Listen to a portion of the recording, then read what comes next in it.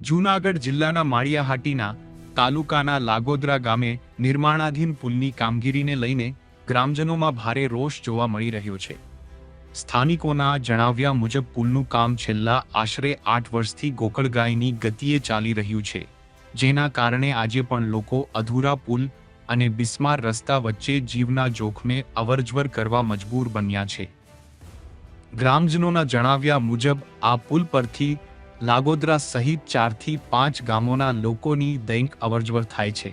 ખેડૂતો, વિદ્યાર્થીઓ, દર્દીઓ અને રોજિંદા કામકાજ માટે આવતા જતા લોકોને ભારે હાલાકીનો સામનો કરવો પડી રહ્યો છે। વરસાદી મોસમમાં રસ્તા પર મોટા ખાડા પડી જતા અકસ્માતનો સ્થાનિકોએ આક્ષેપ કર્યો છે કે પુલના નિર્માણમાં ગુણવત્તાનો અભાવ જોવા મળી રહ્યો છે અને કામગીરીમાં જરૂરી ધોરણોનું પાલન થતું નથી।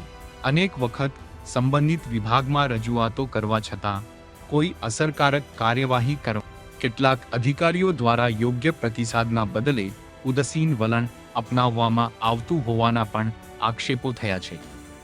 ગ્રામજનોએ પુલ કામ યુદ્ધના ધોરણે પૂર્ણ કરવા, રસ્તાના ખાડાઓનું તાત્કાલિક સમારકામ કરવા, સમગ્ર કામગીરીની નિષ્પક્ષ તકનીકી તપાસ કરાવવા તેમજ જો કોઈ બેદરકારી સામે આવે તો જવાબદાર અધિકારીઓ અને કોન્ટ્રાક્ટર સામે કડક કાર્યવાહી કરવાની માંગ ઉઠાવી છે।